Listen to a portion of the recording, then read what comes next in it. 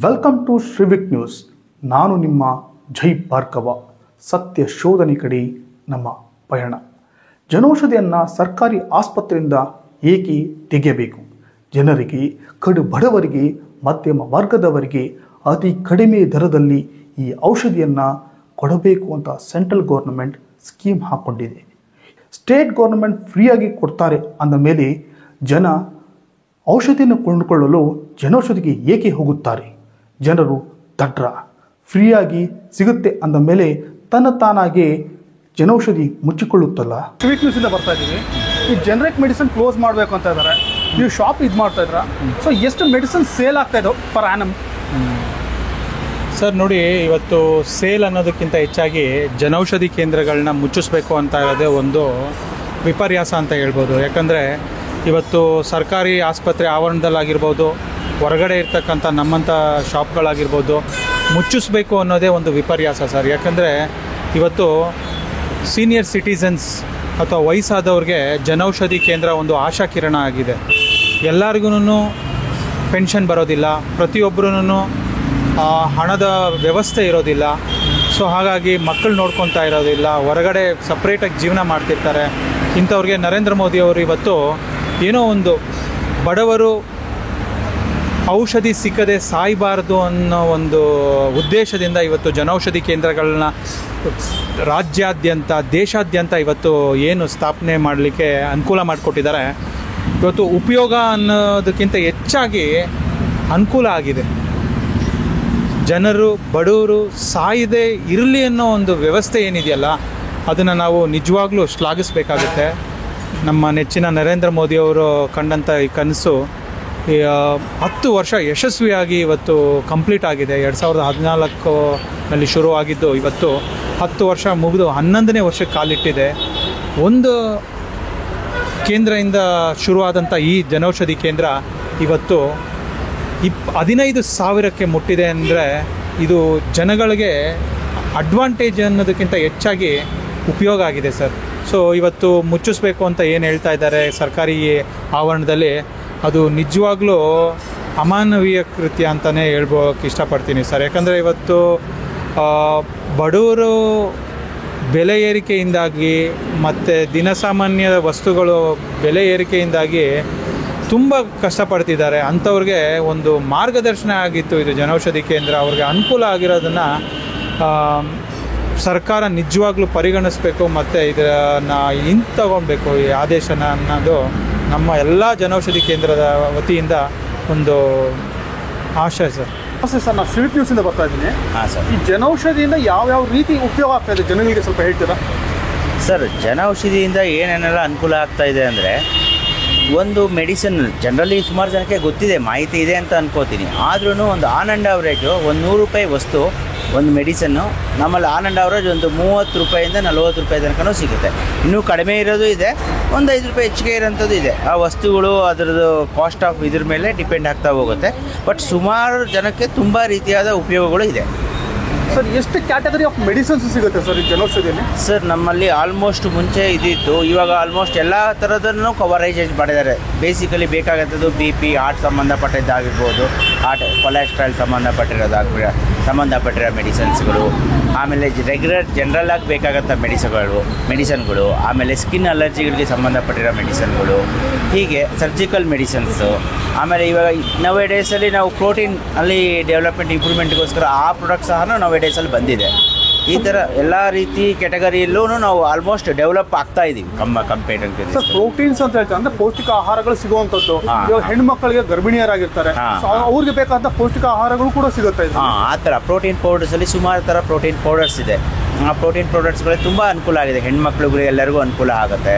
Mainly ಇವಾಗ ಮುಂಚೆ ಜನರಲ್ಲಾಗಿ ಒಂದು ಪ್ರೋಟೀನ್ ಪೌಡರ್ ಇತ್ತು, ಇವಾಗ ಹೆಣ್ಮಕ್ಳಿಗೆ ಸಂಬಂಧಪಟ್ಟಿರೋ ಪ್ರೋಟೀನ್ ಪೌಡರ್ ಅಂತಲೇ ಇದೆ. ಅಂದರೆ ಜಾಸ್ತಿ ಬ್ಯಾಕ್ ಪೈನ್ಸು, ಸ್ಟಾಮಿನಾ ವೀಕ್ನೆಸ್ ಆಗೋ ಸಾಧ್ಯತೆಗಳು ಜಾಸ್ತಿ ಇರುತ್ತೆ ಅವರಲ್ಲೂ. ಸೊ ಹಾಗಾಗಿ ಅವರಿಗೆ ತುಂಬ ಅನುಕೂಲ ಆಗೋ ಥರದ್ದು ಎಲ್ಲದೂ ಬಂದಿದೆ ಇವಾಗ. ಸೊ ಇಷ್ಟು ಮೆಡಿಸಿನ್ ಫೆಸಿಲಿಟೀಸ್ ಇರುವಂಥ ಜನೌಷಧಿನ ಇವಾಗ ಇರುವಂಥ ನಮ್ಮ ಸರ್ಕಾರ ಅದನ್ನು ಕ್ಲೋಸ್ ಮಾಡಬೇಕು ಅಂತ ಇದ್ದಾರೆ. ಕಾರಣ ಏನು ಸರ್? ಸರ್, ಇದಕ್ಕೆ ಮುಖ್ಯ ಕಾರಣ ಅನ್ನೋದಕ್ಕಿಂತ ನಮಗೆ ಅನ್ಸೋದೇನು ಗೊತ್ತಾ, 2-3 ಥರ ಕೆಟಗರಿ ಇದೆ ಸರ್. ಏನಂದರೆ ಗೌರ್ಮೆಂಟ್ ಹಾಸ್ಪಿಟ್ಲಿಗೆ ಹೋಗೋದು ಸಹಜವಾಗಿ ಬಡವರು ಹೋಗೋವಂಥದ್ದು, ಸ್ವಲ್ಪ ಮಿಡಲ್ ಕ್ಲಾಸರು ಹೋಗುವಂಥದ್ದು. ಅವರಲ್ಲಿ ಇರೋ ನಾಲೆಜ್ ಏನಪ್ಪ ಅಂದರೆ, ಓಕೆ ಗೌರ್ಮೆಂಟಿಂದ ಫ್ರೀಯಾಗಿ ಮೆಡಿಸಿನ್ ಸಿಗ್ತಾ ಇದೆ, ಮುಂದಿನೂ ಸಿಗುತ್ತೆ. ಆದರೆ ಗೌರ್ಮೆಂಟ್ ಮೆಡಿಕಲಲ್ಲಿ ಇಲ್ಲ, ಮೆಡಿಸಿನ್ ಇಲ್ಲ. ಆವಾಗ ಎಲ್ಲಿ ಜನೌಷಧಿಗಳು ಅವೈಲಬಿಲಿಟಿ ಇಲ್ಲ, ಅಲ್ಲಿ ಕಡಿಮೆ ದರದಲ್ಲಿ ಅವರು ತೊಗೊಂಡ್ಬಿಟ್ಟು ಹಾಗೆ ಮನೆಗೆ ಹೋಗ್ಬೋದು. ಸಪೋಸ್ ಅವರು ಆವರಣದಲ್ಲಿ ಇವಾಗ ತೆಗಿಬೇಕು ಅನ್ನೋದು ಒಂದು ನಡೀತಾ ಇರೋದ್ರಿಂದ, ಆವರಣದಲ್ಲಿ ತೆಗಿಯೋದ್ರಿಂದ ಏನು ಪ್ರಾಬ್ಲಮ್ ಅಂದರೆ, ಅಲ್ಲಿಂದ ಮುಂದೆ ಹೋದಾಗ ಏನಂದರೆ ಡಿವಿಯೇಷನ್ ಆಗೋ ಸಾಧ್ಯತೆಗಳಿರುತ್ತೆ. ಮೆಡಿಕಲ್ ಸ್ಟೋರ್ಗೆ ಹೋಗೋ ಸಾಧ್ಯತೆ ಇರುತ್ತೆ, ಅಲ್ಲಾರೋ ಮಧ್ಯ ಅಲ್ಲಿ ತಗೊಳ್ಳಿ ಅಂತ ಹೇಳೋ ಸಾಧ್ಯತೆಗಳಿರುತ್ತೆ. ಅದೇನಾಗುತ್ತೆ, ಮಿಸ್ಲೀಡ್ ಆಗೋ ಚಾನ್ಸಸ್ ಇರುತ್ತೆ. ಆವಾಗ ಜನಗಳಲ್ಲಿ ದುಡ್ಡು ಕಳ್ಕೊಳ್ಳೋ ಸಾಧ್ಯತೆಗಳು ಜಾಸ್ತಿ ಆಗಿರುತ್ತೆ. ಜನೌಷಧಿಗಳು ಹತ್ತಿರದಲ್ಲೇ ಇರೋದ್ರಿಂದ ಏನಾಗುತ್ತೆ, ಅಲ್ಲೇ ತಗೋತಾರೆ. ಸರ್ಕಾರಕ್ಕೂ ಏನು ತೊಂದರೆ ಇಲ್ಲ ಇದರಿಂದ. ಒಂದು ಮಳಿಗೆ ಇದೆ, ಆ ಮಳಿಗೆಗೆ ಏನಾರ ಒಂದು ಫಿಕ್ಸ್ ಮಾಡಿದ್ರು ಅದನ್ನು ಕೊಡೋಕ್ಕೂ ಕೇಂದ್ರದವರು ಏನು ಆ ಥರ ಏನು ಹಿಂಜರಿಯೋ ಥರ ಏನೂ ಇಲ್ಲ. ಆದರೆ ಗೌರ್ಮೆಂಟವರೇ ಫ್ರೀಯಾಗೇ ಕೊಟ್ಬಿಡ್ತು ಅಂದ್ಕೊಳ್ಳಿ ಮೆಡಿಸನ್ನು, ಅಲ್ಲಿ ಬಿಸ್ನೆಸ್ಸೇ ಆಗಲಿಲ್ಲ ಅಂದರೆ ಆಟೋಮೆಟಿಕ್ಕಾಗಿ ಜನೌಷಧಿ ಕ್ಲೋಸ್ ಆದಂಗೆ ಆಗುತ್ತಲ್ಲ. ಅವಾಗ ಬೇಕಾದ್ರೆ ಹೊರಗಡೆ ಹೋಗೋದ್ರಿಂದ ಏನು ಸಮಸ್ಯೆ ಏನಿಲ್ವಲ್ಲ ಅವಾಗ ಈ ಥರ. ಅಂದರೆ ತಾವು ಹೇಳ್ತಾ ಇರೋದು, ಸಾರಿ ತಾವು ಹೇಳ್ತಾ ಇರೋದು ಏನಂದರೆ, ಜನೌಷಧಿ ಗೌರ್ಮೆಂಟ್ ಆಸ್ಪತ್ರೆಯಲ್ಲಿ ನೀವು ಫ್ರೀಯಾಗಿ ಕೊಡಲಿ, ಫ್ರೀಯಾಗಿ ಕೊಡೋವಂಥ ಸೌಲಭ್ಯ ನೋಡಿಕೊಂಡು ಆಟೋಮೆಟಿಕಾಗಿ ಇಲ್ಲಿ ಬಿಸ್ನೆಸ್ ಆಗಲ್ಲ, ಕ್ಲೋಸ್ ಮಾಡ್ಕೊಂಡು ಹೋಗ್ತಾರೆ. ನೀವಾಗ ನೀವು ಯಾಕೆ ಎತ್ತಿಸ್ತೀರಾ ಅಂತ ತಾವು ಹೇಳ್ತಾ ಇದ್ದಾರೆ. ಹೌದು, ಅದು ತುಂಬ ಜನದ ಕೇಂದ್ರದವ್ರಿಗೆ ಮತ್ತು ಸುಮಾರು ಜನ ಅದು ಬೆನಿಫಿಟ್ ತೊಗೊತಾ ಇರೋರಿಗೆ ಅದ್ರ ಬಗ್ಗೆ ಕನ್ಫ್ಯೂಷನ್ ಇರೋಂಥದ್ದು. ಯಾಕೆ ಅಲ್ಲಿಂದ ತೆಗಿಬೇಕು, ಯಾಕೆ ಗೌರ್ಮೆಂಟಿಗೆ ಅಷ್ಟು ಜಾಗ ಇಲ್ವಾ? ಕೊಡ್ಬೋದಲ್ಲ. ಸಪೋಸು ಬೇರೆ ಬೇರೆ ವ್ಯವಸ್ಥೆಗಳು ಕೊಟ್ಟಂಗೆ ಅಲ್ಲೂ ಕೊಡ್ಬೋದಲ್ಲ. ಜನತಾ ಬಜಾರ್ ಇದೆ, ಜನಸಂಜೀವಿನಿ ಇದೆ ಕೆಲವು ಕಡೆ. ಇವಾಗ ಸಿಟಿ ಕಡೆ ಅಟ್ಲೀಸ್ಟ್ ಸಮ್ವಾಟ್ ಸಿಗುತ್ತೆ, ಬಟ್ ಊರ ಕಡೆ ತುಂಬ ಕಷ್ಟ ಇದೆ, ಸೌಲಭ್ಯಗಳು ಸ್ವಲ್ಪ ಕಮ್ಮಿ ಇದೆ. ಇಲ್ಲಾಂದರೆ ಟೂ ವೀಲರ್ ಹೋಗ್ಬಿಟ್ಟು ಹಂಗೆ ಹೋಗ್ಬಿಟ್ಟು ಇನ್ನೊಂದು ಕಡೆ ತೊಗೋತಾರೆ. ಊರ ಕಡೆ ಬಡವ್ರಿಗೂ ಅಲ್ಲಿಂದ ಇನ್ನೊಂದು ಮತ್ತೊಂದೆಲ್ಲ ಹೋಗಬೇಕು, ಮತ್ತು ಬೇರೆ ಸಿಟಿಗೆ ಹೋಗಬೇಕು ಅಂದಾಗ ತುಂಬ ಸಮಸ್ಯೆ ಆಗುತ್ತೆ. ಸೊ ಹಾಗಾಗಿ ಜನೌಷಧಿ ಕೇಂದ್ರನ ಗೌರ್ಮೆಂಟ್ ಹಾಸ್ಪಿಟಲ್ ಇದ್ದಷ್ಟು ಎಲ್ಲರಿಗೂ ಅನುಕೂಲ ಜಾಸ್ತಿ. ಯಾರು ಬಡವರಿಗೆ ಎಸ್ಪೆಷಲಿ ಮತ್ತು ಬಿಡೋ ಪೂರಿಟಿ ಇರೋರಿಗಂತವ್ರಿಗೆ ಅಡ್ವಾಂಟೇಜ್ ಜಾಸ್ತಿ ಇದೆ ಅನ್ನೋದು ನಮ್ಮ ವಾದ ಅಂತ. ಯಜಮಾನ, ನಾವು ಸಿವಿಕ್ ನ್ಯೂಸಿಂದ ಬರ್ತಾ ಇದ್ದೀವಿ. ತಮ್ಮ ಹೆಸರೇನು? ವೆಂಕಟೇಶ್ ರೆಡ್ಡಿ ಸರ್, ಇವಾಗ ಜನೌಷಧಿನ ಬೇಡ ಅಂತ ಹೇಳ್ತಾ ಇದ್ದಾರೆ, ಇದ್ರ ಬಗ್ಗೆ ತಮ್ಮ ಅಭಿಪ್ರಾಯ ಏನು? ಏನು ಸರ್, ನಾವು ಬಡವರು ಇಲ್ಲೇ ಕಮ್ಮಿ ರೇಟ್ಗೆ ಸಿಗ್ತಾ ಇದೆ. ನಾವು ಸುಮಾರು ಒಂದು 7-8 ವರ್ಷದಿಂದ ಇಲ್ಲೇ ಬರ್ತಾ ಇದ್ದೀವಿ, ಅಲ್ಲೇ ದೂರದಿಂದ ಬರ್ತೀವಿ. ಬೇರೆ ಸ್ಟೋರ್ಗೆ ಹೋದ್ರೆ ಅಲ್ಲಿ ರೇಟು ಜಾಸ್ತಿ, ನಮಗೆ ಸೆಟ್ ಆಗಲ್ಲ. ಸರ್, ಎಷ್ಟೋ ಜನ ಹೇಳ್ತಾ ಇದ್ದಾರೆ ಇದು ಬೇಡ, ಇನ್ನು ಗೌರ್ಮೆಂಟಿಂದ ಫ್ರೀನೇ ಕೊಡ್ತಾರಲ್ಲ ಮೆಡಿಸಿನ್ಸು, ಫ್ರೀನೇ ತೊಗೊಂಬೋಣ, ಈ ದುಡ್ಡು ಎಂದು ಕೊಟ್ಟು ಜನೌಷಧಿಯಿಂದ ತೊಗೋಬೇಕು ಅಂತಲೂ ಕೂಡ ಮಾತುಗಳು ಕೇಳಿ ಬರ್ತಾ ಇದೆ. ಈ ಎಲ್ಲ ಮೆಡಿಸನ್ನು ನಿಮಗೆ ಗೌರ್ಮೆಂಟ್ ಆಸ್ಪತ್ರೆಯಲ್ಲಿ ಸಿಗ್ತಾ ಇದೆಯಾ? ಇಲ್ಲ ಸರ್, ಒಂದೆರಡು ಕೊಡ್ತಾರೆ, ಮಿಕ್ಕಿದೆಲ್ಲ ಚೀಟಿ ಬಟ್ ಕೊಟ್ಬಿಡ್ತಾರೆ. ನೋಡಿ, ಚೀಟಿ ಕೂಡ ಇದೆ, ಬಟ್ ಕೊಟ್ಟಿರೋದು ಅವರು. ಅಂದರೆ ಎಲ್ಲ ನಿಮಗೆ ಅಲ್ಲಿ ಸಿಗ್ತಾ ಇಲ್ಲ, ಗೌರ್ಮೆಂಟ್ ಆಸ್ಪತ್ರೆಯಲ್ಲಿ ಸಿಗ್ತಾ ಇಲ್ಲ ಅಂತೀರಾ? ಸಿಗ್ತಾ ಇಲ್ಲ. ಮತ್ತು ನಿಮಗೆ ಏನಾದರೂ ಕಾಯಿಲೆ ಇದೆಯಾ, ಅಥವಾ ಎಷ್ಟು ಖರ್ಚಾಗ್ತದೆ ದಿನ ನಿಮ್ಮ ತಿಂಗಳಿಗೆ ಮೆಡಿಸಿನ್ಸ್ಗೆ ಅಂತ ಏನಾದರೂ ಜಾಸ್ತಿ ದುಡ್ಡು ಖರ್ಚು ಮಾಡ್ತಾ ಇದ್ರಾ? ಯಾಕಂದ್ರೆ ತುಂಬ ವಯಸ್ಸಾದಾಗ ಕಾಣಿಸ್ತಾ ಇದ್ರಾ? 78 ವರ್ಷ ನಮಗೆ ವಯಸ್ಸು. ಸೊ ತಮ್ಗೇನಾದ್ರು BP, ಡಯಾಬಿಟಿಸ್ ಅಂತ ಏನಾದರೂ ಕಾಯಿಲೆಗಳಿವೆ? BP, ಡಯಾಬಿಟಿಸ್, ಹಾರ್ಟ್ ಇದು ಎಲ್ಲ ಇದೆ ಸರ್. ಅಂದರೆ ತಮ್ಮ ಆದಾಯದಲ್ಲಿ ಎಷ್ಟು ಶೇಕಡ ತಾವು ಮೆಡಿಸಿನ್ಸ್ ಕೊಡ್ತಾ ಇದ್ದೀರಾ? ಆದಾಯ ಎಲ್ಲಿದೆ? ಯಾರ ಹತ್ರ ನಿಮ್ಮ ಹತ್ರ ಅಂತವ್ರ ಹತ್ರ ತಗೊಂಡು ಬಂದರೆ ಇದು ಮಾಡೋದು ಸರ್.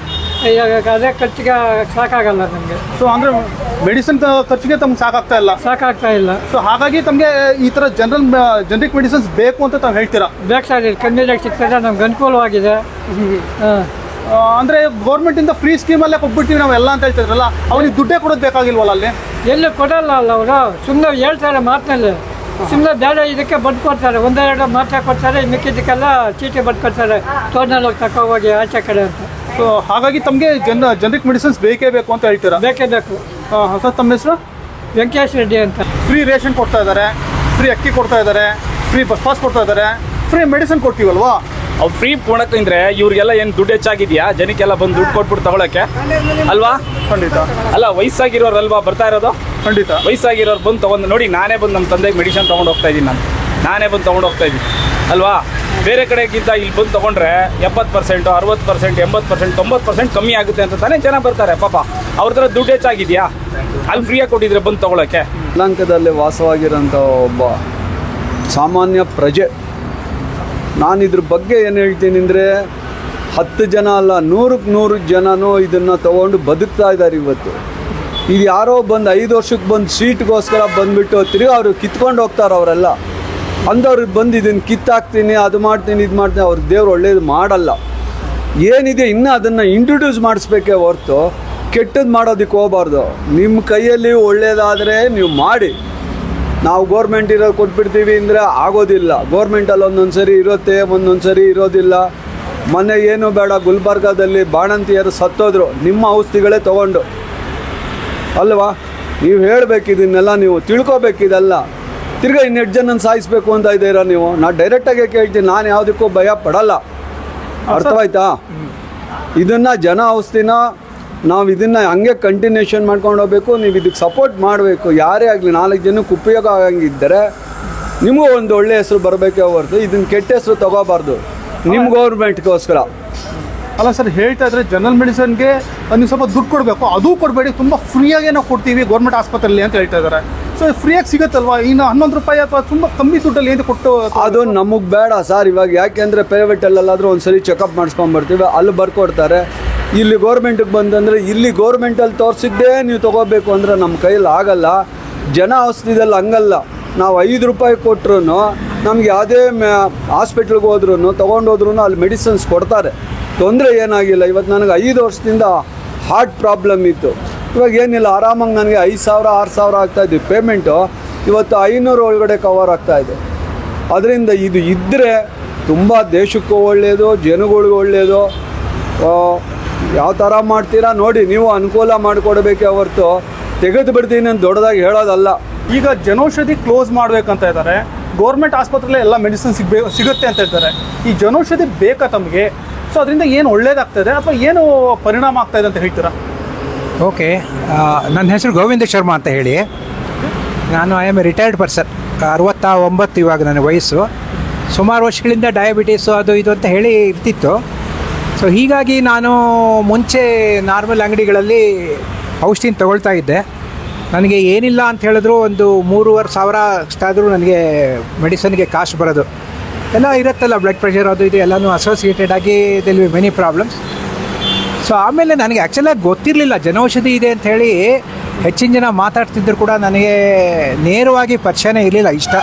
ಮನೆ ಹತ್ರ ಇದೆ ಅನ್ನೋದು ನನಗೆ ಗೊತ್ತಿರಲಿಲ್ಲ. ಆಮೇಲೆ ಯಾವಾಗಲೂ ಒಂದು ಸಲ ಏನೋ ಒಂದು ಚೀಟಿನ ಏನೋ ನೋಡಿದೆ ಅಂತ ಅನಿಸುತ್ತೆ. ಸಮವೇನ ಐ ಕೇಮ್ ಅಕ್ರಾಸ್ ದಿಸ್. ಆಮೇಲೆ let me try it out ಅಂತ ಹೇಳಿ ಬಂದು ನೋಡ್ತಾರೆ. ಇವರು ಹೇಳ್ತಾಯಿದ್ರು ಏನು 80%ಗಿಂತ ಕಮ್ಮಿ ಇರುತ್ತೆ, 60%ಗಿಂತ ಕಮ್ಮಿ ಇರುತ್ತೆ ಅಂತ. Of course actually I did not believe. I thought how can anybody give it so cheap ಅಂತ ಹೇಳಿ. Actually incidentally I am a professor in marketing. Okay, I had worked at various management college. Initially I started off as engineer, but since I always worked in a private firm ಆದ್ದರಿಂದ ನನಗೆ pension ಗಿನ್ಷನ್ ಏನಿಲ್ಲ. So my source of income is just about ಈ LICಯಲ್ಲಿ ಇಲ್ಲಿ ಮಾಡ್ಕೊಂಡಿರ್ತೀವಲ್ಲ, ಆ್ಯನಿಟೀಸ್ ಮಾಡ್ಕೊಂಡಿರ್ತೀವಲ್ಲ, ಅದರಿಂದ ಮಾಡ್ತಾಯಿದ್ದೆ. So I was always finding a way by which I could probably cut down this cost.